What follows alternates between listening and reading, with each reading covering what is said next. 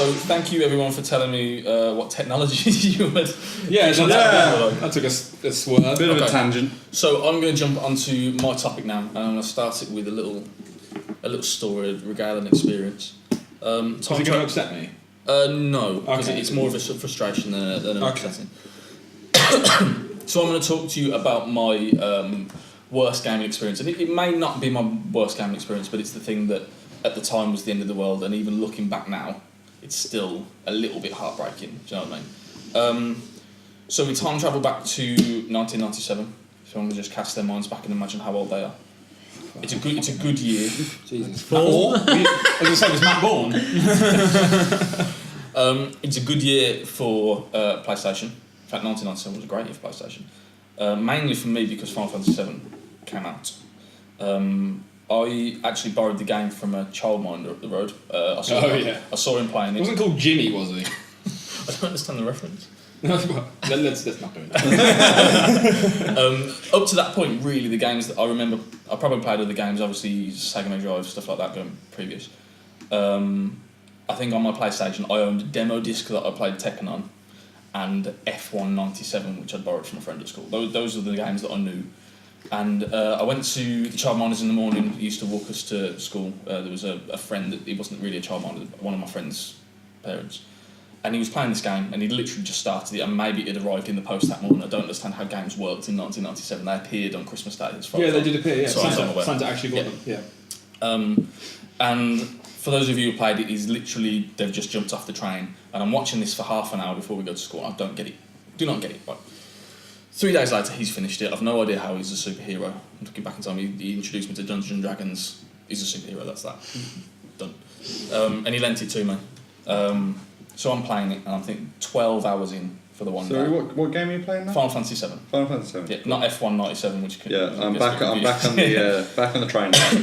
Fantastic. Save the game. 12 hours in. Oh no. Well, it doesn't just end there. So I come back the next day. Load game doesn't appear. It's greyed out. So I'm thinking, did I forget to save the game? Is that what happened? I think I might have been in Woolmarket, something like that, Duncanea. So I play the game again, play it for a couple of hours, get to a save point, think, saving it. I know I'm saving it this time, so nothing possibly can go wrong. Play it for like another 10 hours, and I mean, you get called down for dinner, you go back to bed, you haven't turned the game off. That was a thing, wasn't it? Like save points. This was new. Yeah, I mean, but that was a not thing. Not passwords, save points. You probably weren't live in the password. No, I was gonna say, probably not. But save points were a fucking nightmare because your mum would be like, "Go to bed." Yeah, and you'd be like, "Just child." Just one more save point, mum. Yeah, just it's one like, more save point. I fucking can't. And she's like, "No, turn it off." And it's like, "Well, I'll turn the TV off and leave it till morning." Yes. And she's like, "No, don't you waste my electricity. You turn that motherfucking thing off." You didn't make the electricity, mum. Your mother never said motherfucking in front of you. Did you ever get the 5 more minutes or I'm turning the electricity off, and then you're like, save point! I need a save point! Exactly. Looking back, they had zero control over the electricity. That's not something you can just do.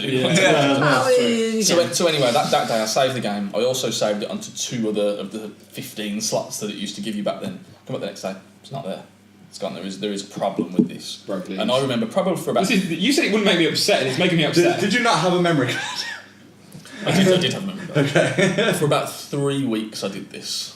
Oh, man. Get home from school, play for 7 to 12 hours of the same bit of Final Fantasy VII over and over Tell and you over what, I bet again. you were a fucking boss at that fucking 7 to 12 hours. You know what, the Scorpion boss?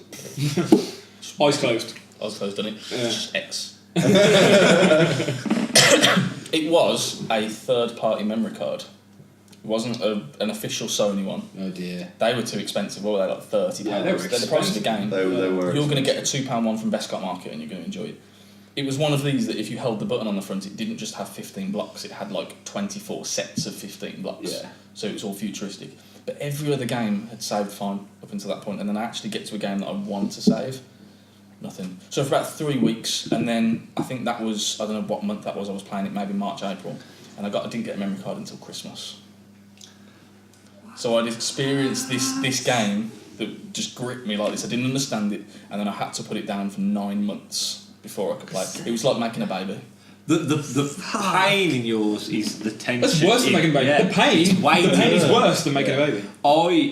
Mine's actually it's the same topic, but mine's much further down the line. See now, I've got 4 siblings, so I've got 3 brothers and a sister, and at the time my 2 older brothers, we had a memory card each. Your we had an official PlayStation. No, we had an official PlayStation memory card each. I remember we got an Just we got you used to get the PlayStation magazines with the little demos in the bottom. We got a sticker pack with all these stickers, and we had our little memory card stickers, and they were actually Final Fantasy stickers. Mine was a Final Fantasy 7. My brother Shane, he had Final Fantasy 8. Stickers now. And I had this memory card for a good 2 to 3 years. It had all my save files on. It had Final Fantasy 7, it had Final Fantasy 8, it had Final Fantasy 9. Final Fantasy 9, I'd get all characters to level 99, I'd grinded and got the save point at the last boss. Final Fantasy 8, I was only on the 2nd disc, and I started a new file on Final Fantasy 7. And I absolutely grinded. By the time I finished the first disc, I almost had Omnislash. I unlocked all the limits. That's how much I'd levelled up and grinded this game. Nothing hits you hard enough to actually use it in the first disc. Exactly. And I got to the last disc, and then one day I came home, and the memory card had corrupted. And I'm not joking. That was the first point at that age. That was the most devastating thing that had ever happened to me. I took it in the garden and I smashed it to pieces. I got a claw hammer out my dad's toolkit, and I beat the living crap out of this damaged memory card while crying for losing those save files. I literally just unleashed unholy vengeance. I can see that in slow-mo. And then I went and Every strike of the hammer Did someone say chaotic evil? Maybe some gangster rap in the background. That's Ant's origin story.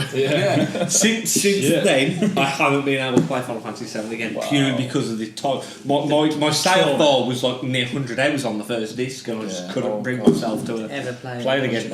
I don't blame you. I don't blame you at all. I need to play Final Fantasy 7. I never played it. I've never played it. We'll make it a thing. I think I'm going to wait till the HD remake comes out before I touch that game. Well, it's... No, they have clear backups, I'm in, but... get PlayStation Plus. It's in the cloud. Max just said that he's never played Final Fantasy 7. As an RPG fan, I don't know where you're... I am an RPG fan, but I've never played Final Fantasy 7. I smell a Let's Play. We could do. Yeah. I'm a massive RPG fan. I'm a massive Final Fantasy fan. I've always had really bad luck with Final Fantasy. Like I 4 when it came out. I can't remember what game I had, and I was so stoked I had it. And it was like a few weeks into having it, I played it as much as I could. There wasn't a huge amount of time on my hands when I had it for one reason or another. Yep. And I loved the turn-based combat, blah blah, loved it. And then something happened to the disc, and like every time I loaded it up, like I'd walk down this road from my save point, and it would freeze. Every single fucking time. And I bet you do that a lot as well. Yeah, because you're just like, you take it out and you clean it. You're like, if I can just get past that bit, the whole game it'll be fine! Yeah. clean the disc, put it back in, load it up. Disc? Go down this thing.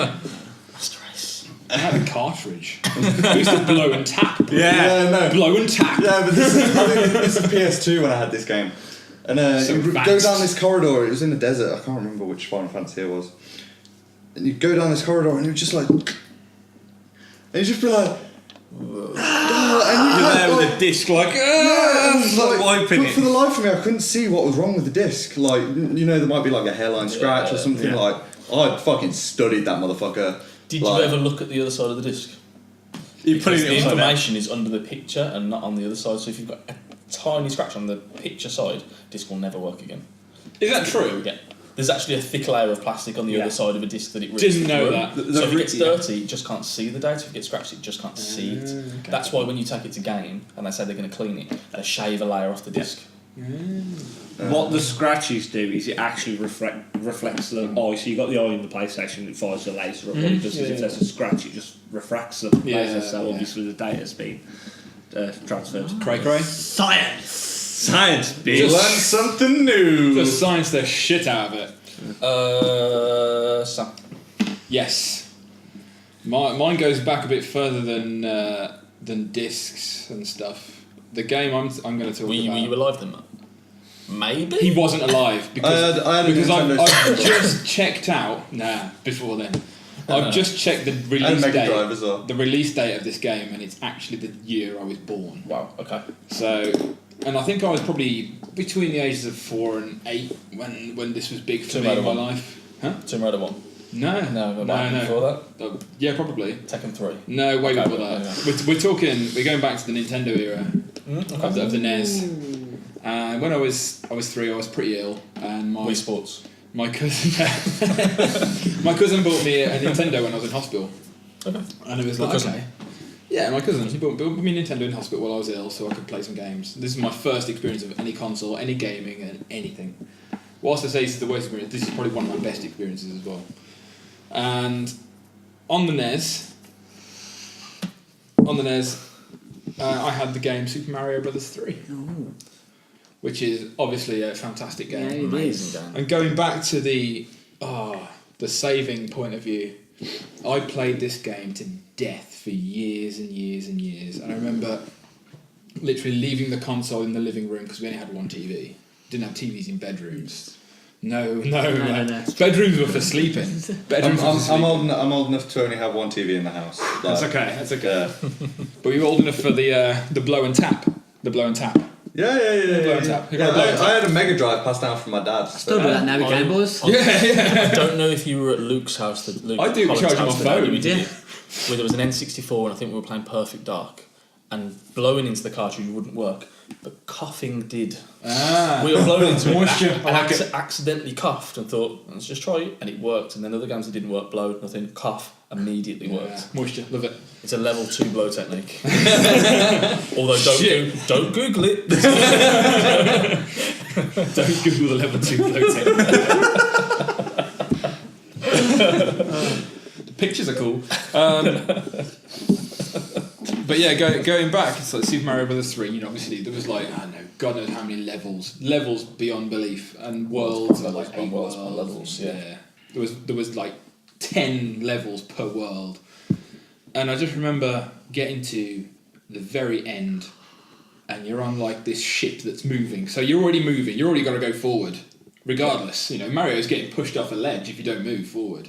Bombs coming at you from all directions, and you got to do some fucking wizardry with jumping off bombs and stuff like that. And I was there walking through, all epic and stuff. And I was 2-player as well. There was the Wow. I recall that was it Super Mario Brothers 2 the 2-player as well? Or was that 1-player? But I know Super Mario Brothers 3 was 2-player. If it was, I didn't play it. That's something I need to revisit. It was good fun. I remember my friend sitting next to me as well, and we were watching this, and all of a sudden, nothing. Oh, fuck off. Power goes out. The last world of Super Mario Brothers 3. We'd never been this far. We'd been on this for like at least 3 days. Like we'd managed to get permission from my parents to, Mum, please, can we please have the Nintendo on? We can turn the TV off. I beg of you, mother. I beg of you, mother. I realise we can't afford the power. Just put candles on. We'll turn the TV off, but leave it running. We can push it under the cabinet. It's fine. You won't even notice it's on. It doesn't make a noise. It's cartridge. I'll go out and chop the firewood this year. And I remember there just being a power cut as we were mid of this level, and it was absolutely heart wrenching. Bear in mind, I played this game for years, and it was just one of those games where you'd always get to a point and you'd be like, I've got to turn it off now. Yeah. And then you've got to be like, oh. There was no passwords. There was no save points. It was, you got this far. If you don't complete the game in the time the console is turned on, you don't win. That was Streets of Rage for me. Streets of Rage, another absolute legendary game. Finished it once. But in recent years, I sat down and played with a friend, and we did the whole thing, and it's like, why was this hard? That's also another one of my most devastating times playing Streets of Rage, because you get to the end boss, you've played it all day, because it takes a day to complete at least. If you're going to do it properly, 2-player, Yeah, I think we did it on the Wii Virtual Console. Yeah, it's good fun. You can get it on the Xbox and everything now. But that's another one. Like, you get to the end of the game, and you fight the guy. The guy's got a gun. It's like, okay, well, I can kick you in the face, but you've got a gun.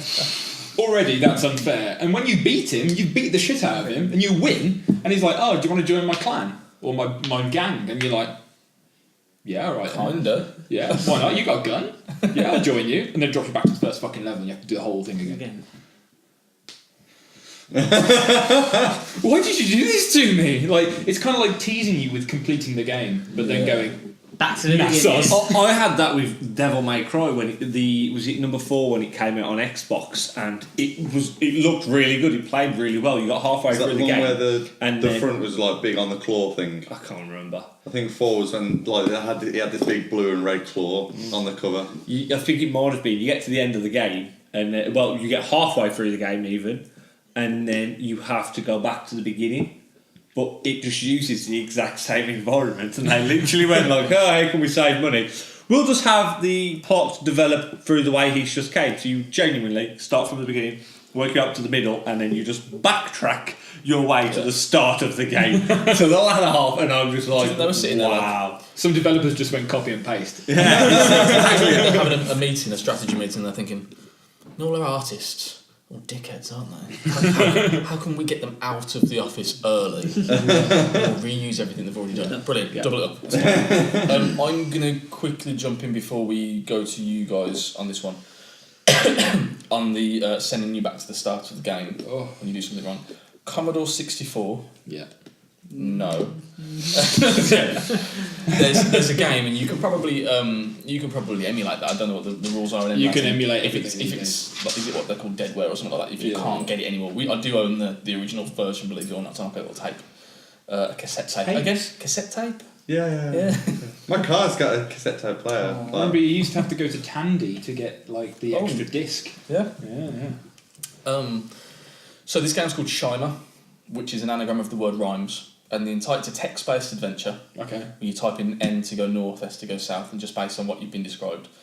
And this isn't my personal experience. This is my parents telling me what happened. And I can open the tape deck today, and it's got the map that they drew of all the areas that they went to. I think they were playing it from the minute they got home, because this was their first game experience, until like 3 or 4 in the morning. And Intricate as fuck. Yeah, these it's all nursery rhymes, but they're all mixed up, just like the name of the game. Yeah. So Humpty Dumpty's sitting on the wall, it falls off, and then all of a sudden he's back on the wall again because someone's put a mattress behind the wall. So you need to go and get some scissors to cut the springs out the mattress, and the scissors are then somewhere else. So you know, it's what that kind of game. Yeah. And my mum got really frustrated and told the game to fuck off. And the game went, my dad told me not to play with people who swear, and switched off. Games need to have that now. No. They actually have it to some extent, I believe, in Madden and a lot of new sports games with Connect and the voice command. If you swear loudly and clearly, they will pick it up and you get flagged. Yeah. I think it's. That is incredible. I was playing Madden with Andy, and he's way better than me. I'm terrible at Madden, and he'd. No one's good at Madden. He's pretty good.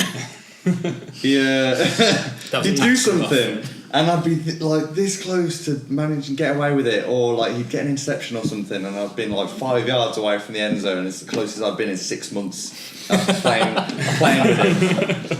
They're not the Chicago And I'd just scream at the TV, "Damn it!" And then we'd go, "Time out." Like, I'd be like,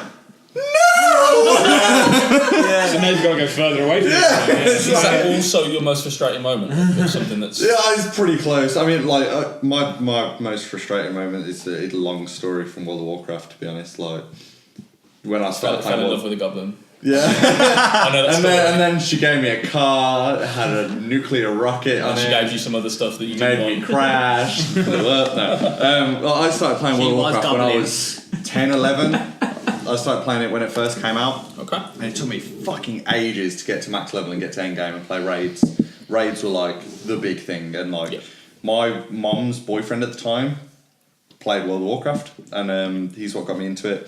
And he's what got me into games altogether, to be honest. And but he obviously had a lot more time, like on nights and stuff. Like I was fucking 11 to play and level up, and he was. Then in, you were working days. Well, I was at school, and then I had like a bedtime of like, I don't fucking know, you know. It's not But fair. exactly. But he'd stay up, and he was level 60. We were both in the same guild clan for. Was it just you forever. two? No, with these other people. It was a British guild, and like when I got. I like that story actually. By the time I got to level 60, most people were halfway through Molten Core, which was this big raid. Yeah. And so I managed to get a spot on the raid, and I was so hyped up. And you know what kids are like I was even worse for it. I was like, I'm in a raid. This means guaranteed loot. To be fair, like getting into a Molten Core raid at that stage in Warcraft was pretty epic anyway. Yeah, exactly. Getting this is a 40-man raid. Yeah. 40 people from around in our guild. And then But Leroy Jenkins fucked it up. Yeah. That was actually in Upper Blackrock Spire. I managed to get into a raid, and we'd killed this boss. I did pretty good, I guess. But there was another rogue in the team who hadn't been in the guild as long, but he was a better player. And he won the loot down to a roll. So like you can do /roll.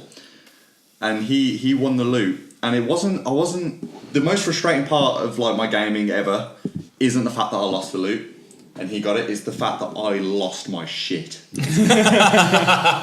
I completely lost my shit. I'd been in this guild for a couple of years. I knew all the guys, like they all knew me as the stepson of the guy. And I was fucking 12 or whatever, you know what I mean? Like 12, 13, and I was in this guild with fully grown people, and they were good to me. Like, if I was in a guild with a fucking kid, I'd be like, no, but like if I was in a guild now with somebody fucking 11. 13, 14, I'd be like, you can fuck off, mate. I ain't playing with you. 9. Yeah, exactly. And it's like, but they were good to me, and I just lost my shit. And my mum and stepdad, he wasn't stepdad, but you know, had to come and like get me off the computer. Because I was fucking flaming this guy. I hope so, but no, there's not. I was just flaming this guy. I was like, you come out of nowhere and you take my loot! And I'm like, but like, I get grounded for like 3 weeks. And like, World of Warcraft, which is like, World of Warcraft, which at that time is my entire fucking life. Yeah. Like, school is a side quest, right? Yeah, exactly. Yeah. School is a side quest. Like, girls were nothing to me. I was World of Warcraft. They got cooties anyway, man. Fucking night elves. I mean, night elf females. Yeah.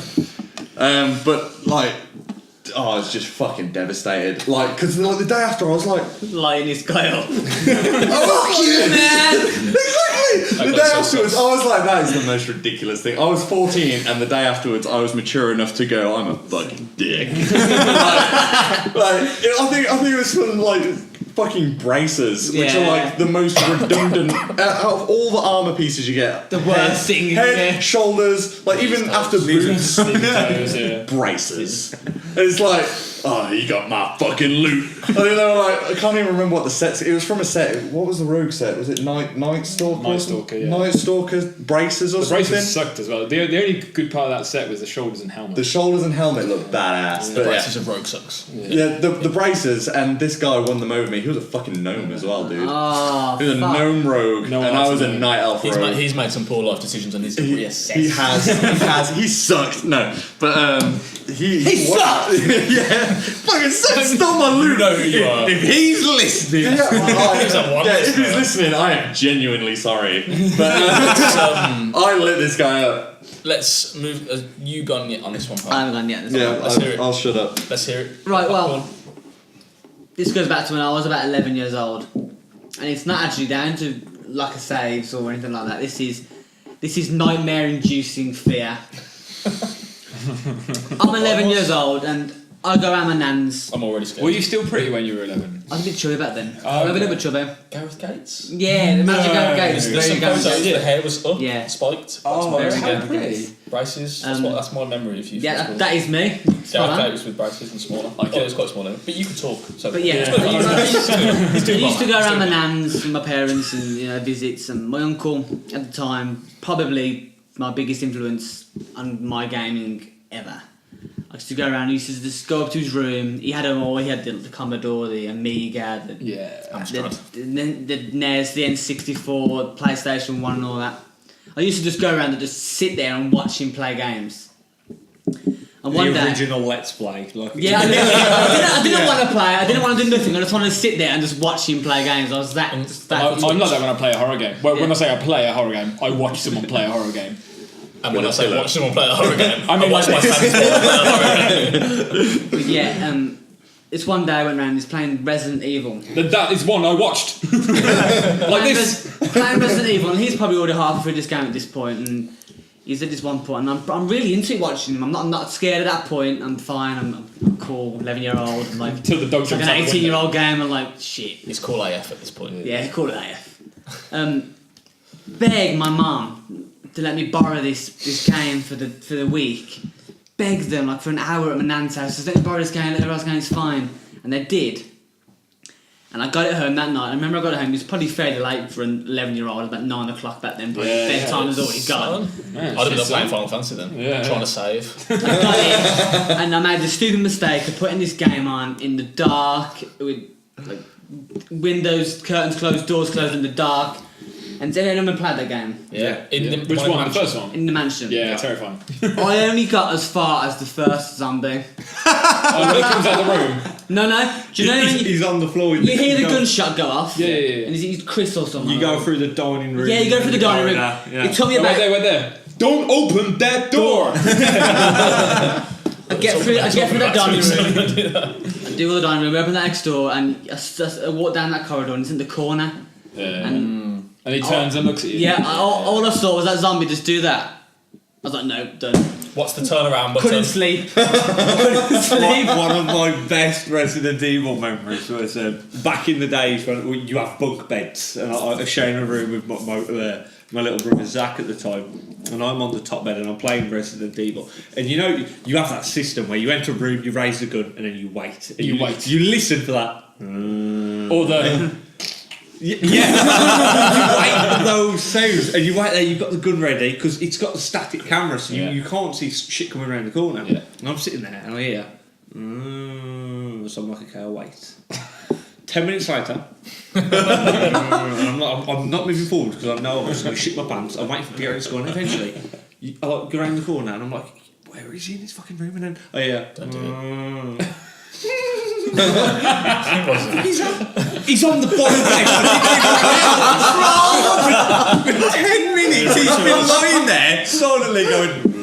Your family are incredible. Yeah, did not realise. I love Zach the so much. smile on his face. When The show that you're going to do, the green screen, we're just going to set the cameras in your house and just see what happens. We should do a podcast, but like in a slumber party style, just at your house. yeah, so what we're gonna do. Yeah, the green screen. We're just gonna set up GoPros. Like it's almost like paranormal activity, but it's just gonna be just random occurrences for siblings fighting and. But yeah, You'll have to edit it heavily for Zach. Yeah. I never got the courage to play that game up until it got re-released on the Game Boy Advance. That was the day that or you Game Boy learned. That was the day you DS. learned how to be afraid. Yep. It was, And wasn't it? That was it. I haven't forgot how to be afraid. I think I've got the DS cartridge at my house of that still. I Yeah, never but played it. I never played it. Yeah, I never got the courage to play the game until that point. And Did you get through it? nope. Nope. Same point. That game really is the epitome of horror genre gaming for Yeah, me. it's like you said with Bioshock, it completely removes abundance. So like ammo is scarce. Like if you come against a zombie, you keep missing, you like lose 12 bullets on, and you're like, oh, no, fucked for the rest of the game. Yeah. Should When I the spider reload? comes along, you are doomed. Yeah. There's a spider. Didn't like that bit at all. When the dogs first like jump through The windows, that was. I think that was the part. Like the zombie turning around, that cinematic Yeah. was terrifying. But I managed to Dobermans. watch. I managed to watch through that bit because I wasn't playing. Fuck that shit. I was watching like this. The intensity when the dogs turn up, it's just like run. Yeah, run. Let's not stay and fight. Let's just run. That new Alien one's supposed to be fucking insane. isn't it? Alien Isolation. Yeah, something like that. It's supposed to be. It's the same as that Outlast. It's the similar sort of. There's one thing out to get you, and if it finds you, you don't fight it. Yeah. Yeah, no. I think actually I played Resident Evil for slightly longer than I played Dead Space. Dead Space was So here's Dead Space is terrifying. Mine and Pal's Dead Space. It was Dead Space 3, and it was a demo. Yeah, it was. And we went That's through all you two need. Don't buy it. space doors, pod bay doors. Went through 2 pod bay doors, and then stopped. Yeah, they did. That was the whole. So why are we doing this to ourselves? Let's play Alan Wake. Oh no, that's scary too. Just put The on thing is, more ramp on the everything ramp. becomes scary after that. That's the problem. Like, Everything's even if it's like slightly built up or The atmospheric, it becomes terrifying. Yeah, the Krill in Gears of War, the first time experience there. My brother played Dead Space place. He then convinced me to play it, and then we convinced my little sister to play it purely for one moment. The opening sequence in the first game, when all the alarms and stuff are going off, and then you're running blindly down that corridor, and you get in the elevator, and then you just sit there and wait.